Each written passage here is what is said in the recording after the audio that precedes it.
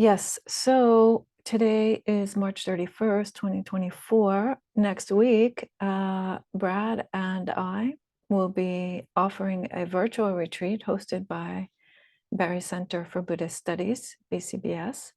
And so for that reason, unless you're in the retreat, there won't be a Dhamma talk. So the retreat is by donation, so you're welcome to join even just for that portion. Brad will actually be the person speaking at this time on Sunday. But the retreat calendar schedule is on our calendar page for Dassanaya Buddhist Community and dassanaya.org. So you're welcome to go over there and have a look and sign up if you would like. Otherwise, we'll just see you here the following Sunday, 14th. So with that, we'll go ahead with the usual Sunday Sound of Dhamma program. So I'll offer about 10 minutes of guided meditation, and then about a half hour of Dhamma talk, and then we'll have a few minutes, hopefully maybe 15 minutes or so for questions and reflections at that time, at the end.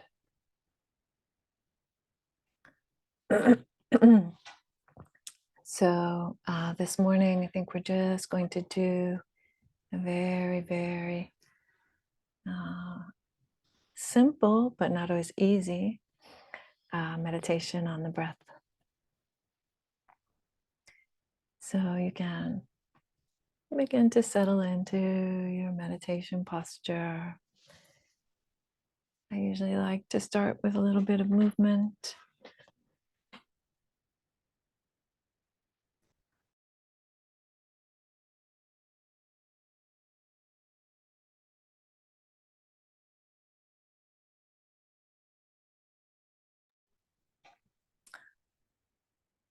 And just allowing the body to come into a balanced and upright position.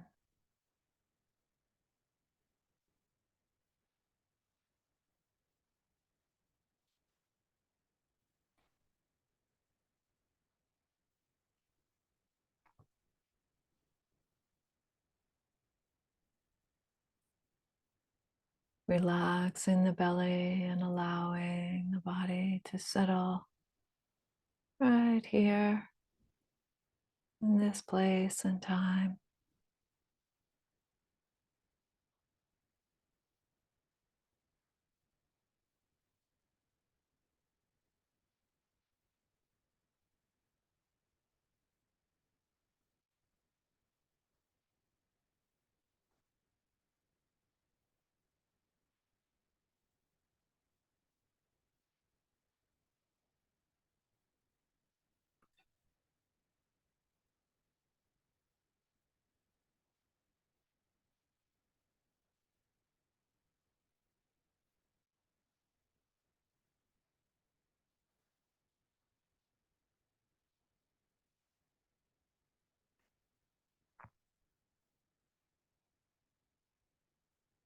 And perhaps as you begin to notice the body, you might also begin to feel the sensations of the breath, breathing the body.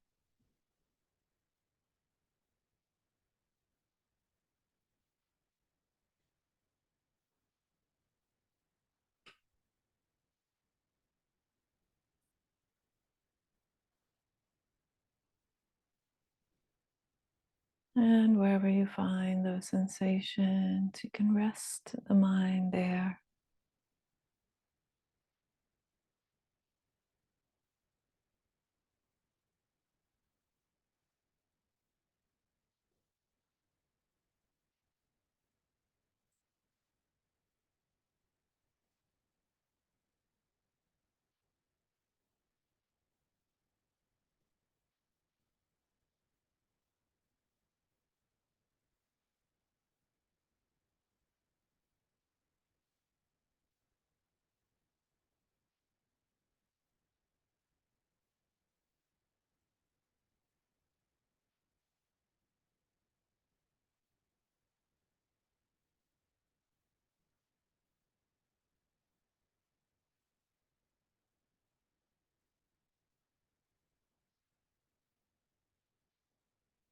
And perhaps particularly noticing the spaces, the pauses between the breaths.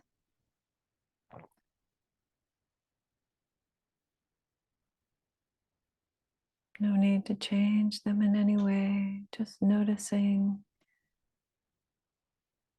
whether they're short or long.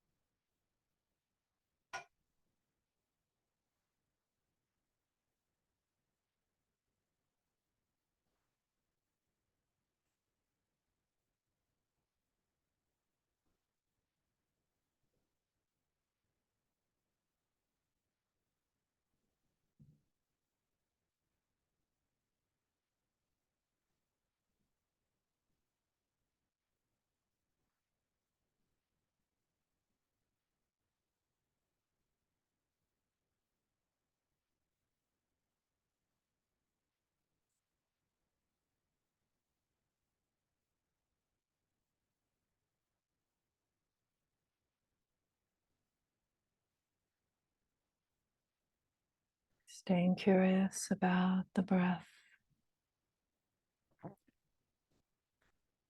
and noticing those natural moments of stillness between the breaths.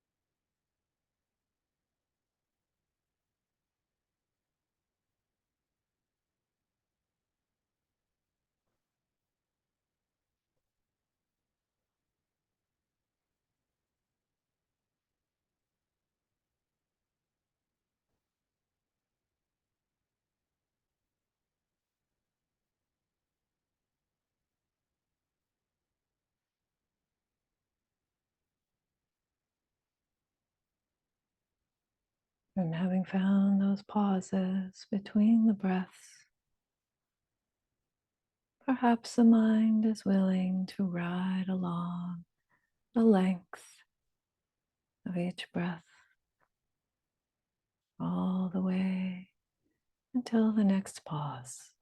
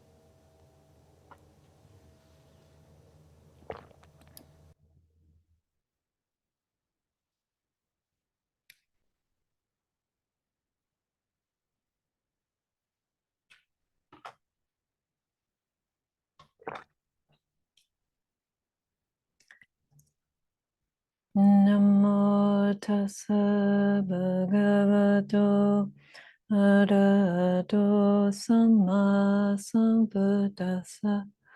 Namo tassa bhagavato arahato samma sambuddhassa. Namo tassa bhagavato arahato samma sambuddhassa. Buddhang dhammang sanghang namasami.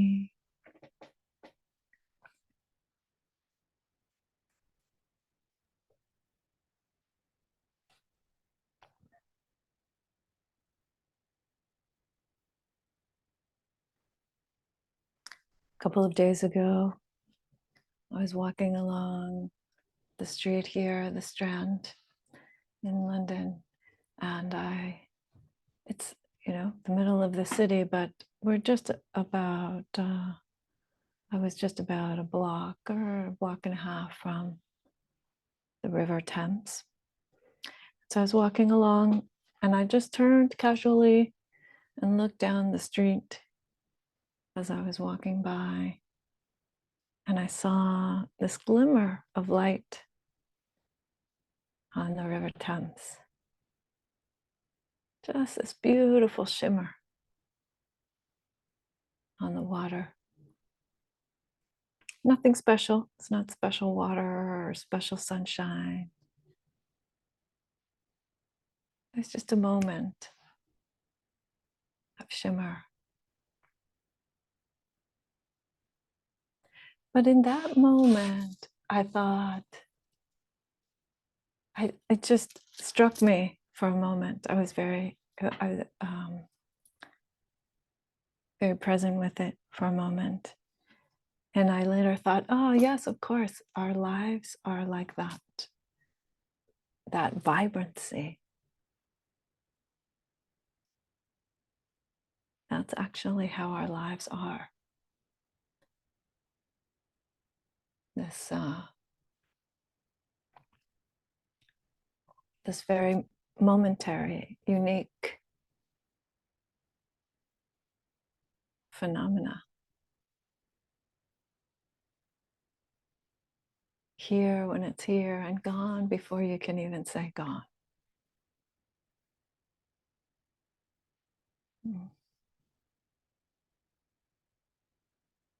And you can call it beautiful, or you can call it horrible, or whatever name you want to give it. But those are just your feelings about it.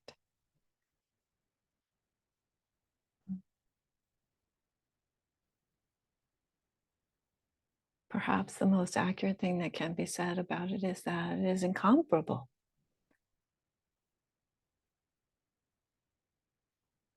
You can't even really compare one moment to the next.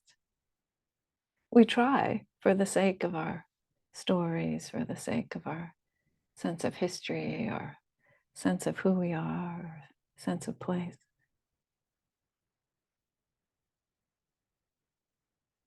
But it's not really like that.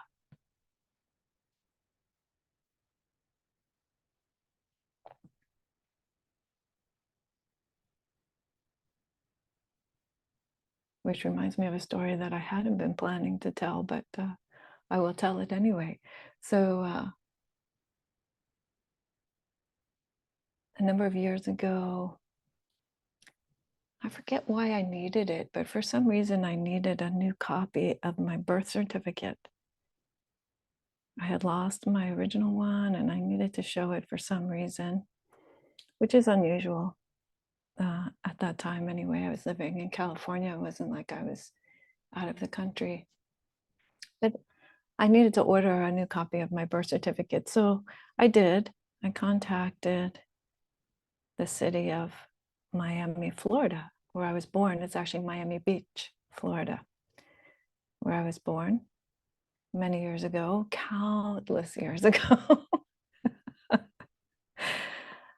And I said, oh, I needed a copy of this document. And they said, okay, yeah, you pay the fee, fill out the form, and so on, we'll have it to you in a week or so. Excuse me. And a couple of weeks went by, 2, 3 weeks went by. And I didn't think anything of it. I thought, okay, they're a little behind or something.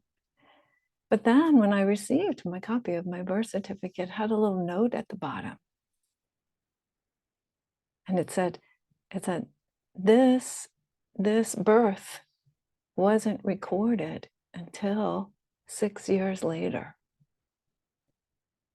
My birth wasn't in the records of the hospital on the day that I was born. It wasn't recorded. And 6 years later, that might have been when my parents were asking for my birth certificate for me to go to school. And somebody noticed back then, oh, hey, we don't have the right paperwork here.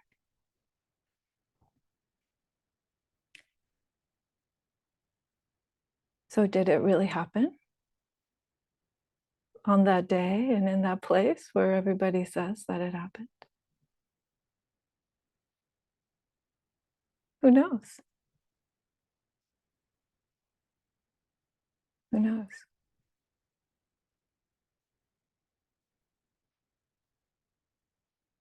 That's our story and we're sticking to it.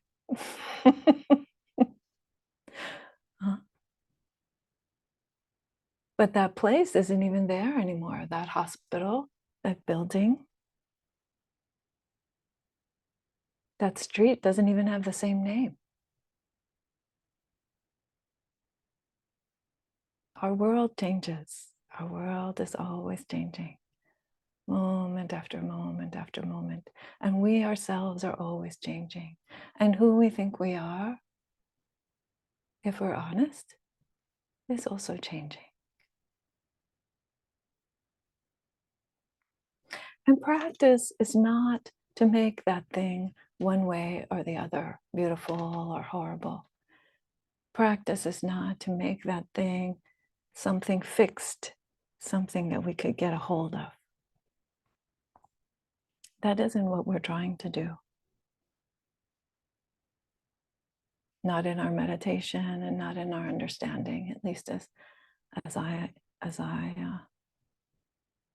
practice, at least as I've experienced it.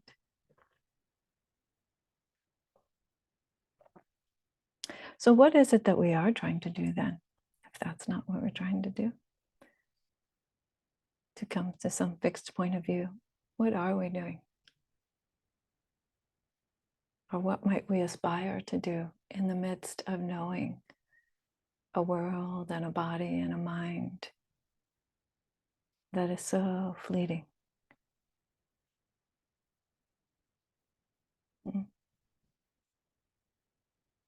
So what I want to suggest for today is that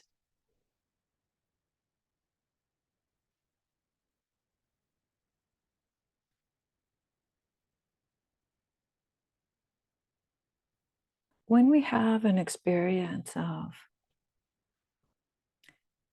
the perfection of phenomena, the way that things are truly in harmony, then we can live in that world, which is beautiful and horrible and passing faster than we can name it.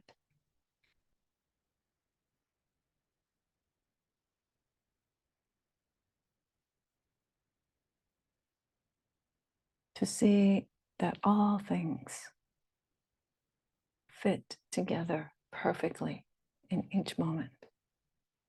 They are a perfect expression of the principles of reality. It couldn't be any other way. And so, seen from that perspective,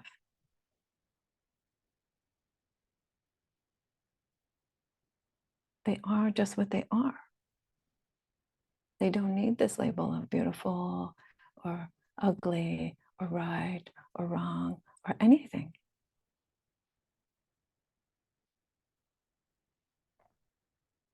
Now, you might think, why do that? That's not right. That's not right at all. If you give someone an ice cream, that's different than hitting them with a stick. right?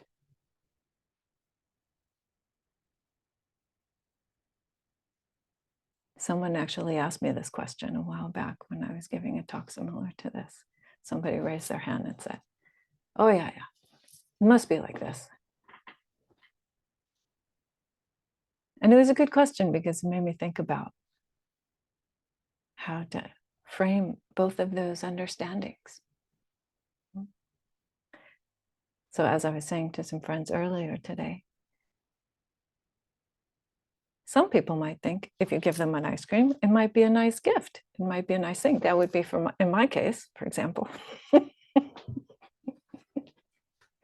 Yes, that's a positive.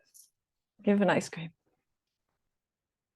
But if I were lactose intolerant, or if I were giving an ice cream to someone who is lactose intolerant, like one of my daughter's little friends at her birthday party, then that would be harmful. That would be a negative. That would not be a good thing to do. And similarly, hitting someone with a stick might be violence, might be very, very unskillful, very harmful, might be acting out all kinds of negative mind states. Or, as we practice in Zen, it might actually be helpful. It might be the kind of thing that would release your shoulder. We have this stick called a kyosaku. It's about the size of a baseball bat. Not quite so thick, but about that long.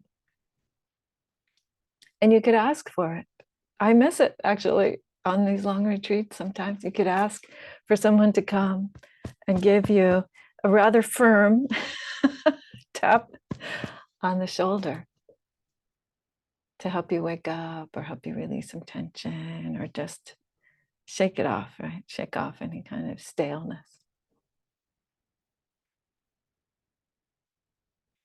So what is the good or the bad or the beautiful or the horrible is dependent on the conditions that are present.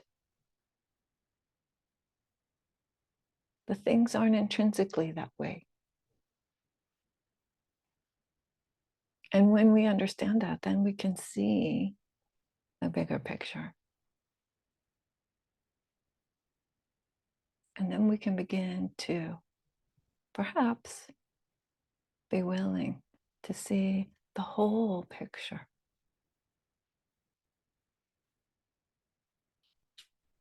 So, as you all know, or as some of you may know, I have been trying to share some teachings from Buddhist women of the past. It's a Women's History Month. Today is the last day of Women's History Month. And I don't know about you all, but for me, it's beautiful. I think that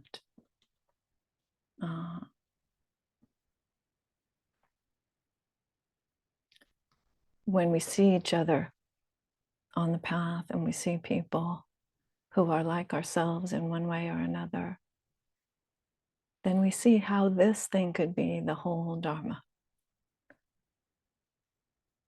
in whatever form it takes. So today I brought a poem so as not to fix your minds on something. Poetry is very good at that, evoking some kind of a feeling or a sense of the thing without breaking it down into bullet points. And so I will say, in terms of breaking it down into bullet points, the way that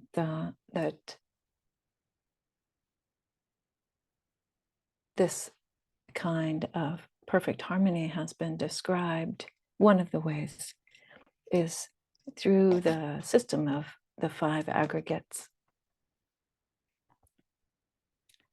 So the form, meaning the body, and the 4 aspects of the mind, consciousness, and the types of tones and perceptions and reactions that might come up. All of that, again, is a view of understanding how the various causes and conditions fit together, how they relate to one another, how the presence of certain conditions is what is forming the phenomena that we see in our minds and in our bodies. But rather than get into that, as I said, I'm going to stick with the poem today. So this is a poem by Izumi Shikibu, and that's who is behind me. So these days I have been having a problem with my computer where I can't share screen. So I can't really share her photo, and it's not really showing up here. You can only see half of her face. But Izumi Shikibu, so Shikibu is her title. Shikibu is her title, and it is it means something like the poet laureate or the poet of the imperial court. She was one of the poets of the imperial court of the Heian period in Japan. So roughly around the end of the 10th century. And she became quite famous. She's an incredibly skillful person with words. She's also known for stirring up some scandals and things. But she was named, interestingly, she was named a member of the 36 medieval poetry immortals. So the poetry immortals was like a very, very respectful term. Also, again, like poet laureate, or even more so, right? 36, you could say, of the most important poets of Japanese history ever. But it's ironic to name her an immortal because she spoke very, very beautifully about the fleeting nature of human life. And so I want to share one of Izumi Shikibu's poems. She was born in Echizen, in case anybody's been to Japan. She was born in Echizen Prefecture. And there are so many of her poems that I really enjoy. There's a book called Ink Dark Moon, which was translated by Jane Hirschfield and Mariko Aratani. And they highlight, it's a book about two women poets, Izumi, and also about another woman poet named Ono Komachi. And also Jane and Mariko do these beautiful commentaries at the back of the book. But so I highly recommend that one. But the one poem that I wanted to share, enough background for now, is this one. She says, I cannot say which is which. The glowing plum blossom is the spring night's moon. I cannot say which is which. The glowing plum blossom is the spring night's moon. So now here in the Northern Hemisphere, it is spring and we are having plum trees blossoming. Right now in Japan, plum trees are in bloom. And that means it's the fall for folks in the Southern Hemisphere, which I also appreciate, the time of the richness of the leaves turning their beautiful colors and teaching us how to let go. But what this image that she's telling us about, the glowing plum blossom, so you can imagine this flower in the moonlight, and it seems to be glowing. So it is the moonlight. That's what she's saying. And what is that, if not the interpenetration of the light and the flower? the non-separation. Now, moonlight has, as some of you might know, it has a meaning, an implied meaning in ancient Chinese and Japanese poetry. So moonlight usually represents wisdom. And the plum blossom represents perseverance, or this way of coming forth right in the midst of the cold of winter, blossoming right in the midst of difficult conditions. So what is she saying? She's saying that wisdom is right here, completely pervading our lives, whether they are full of beautiful flowers or they must be also full of some difficult conditions. One doesn't prevent the other.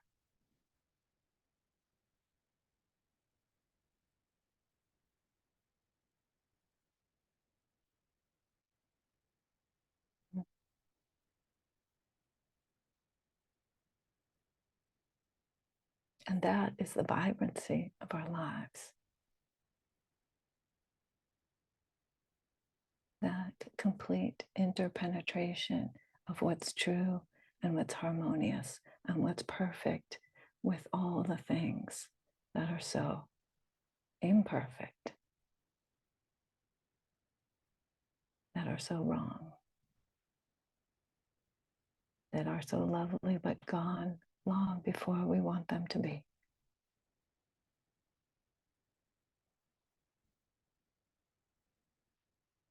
I cannot say which is which.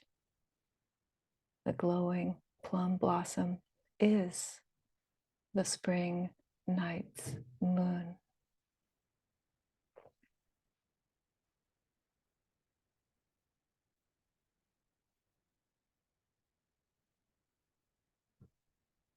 So don't wait for some day when you think that in the future that the conditions for your life or your practice or your wisdom or your joy will be better.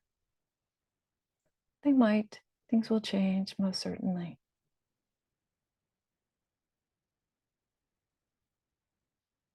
But the fact is that the things to which we are awakening, the truths, the beauty, the harmony, the perfection to which we are awakening, they are right here. They cannot be anyplace else. You couldn't keep them from you if you tried. They are not far away in some place on a mountain in Japan. They are not somewhere far away in the future.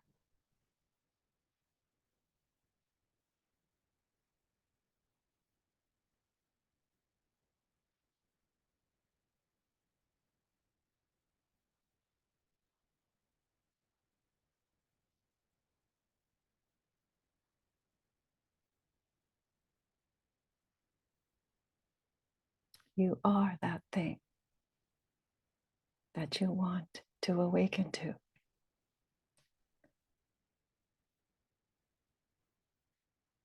In fact, all things are that thing that you want to awaken to. It is just a question of which one you will let in so deeply that it changes your whole experience of life.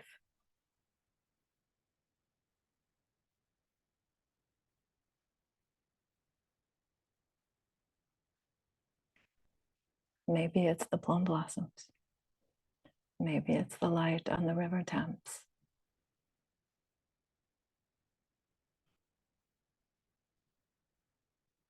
Maybe it's something right here in your life that you think of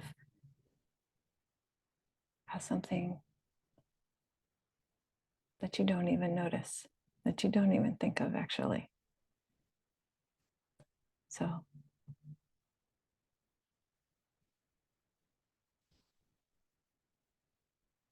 I would say, if anything, this talk is a plea for you to live in the vibrancy of your life and let that teach you something about what's perfect, what's true.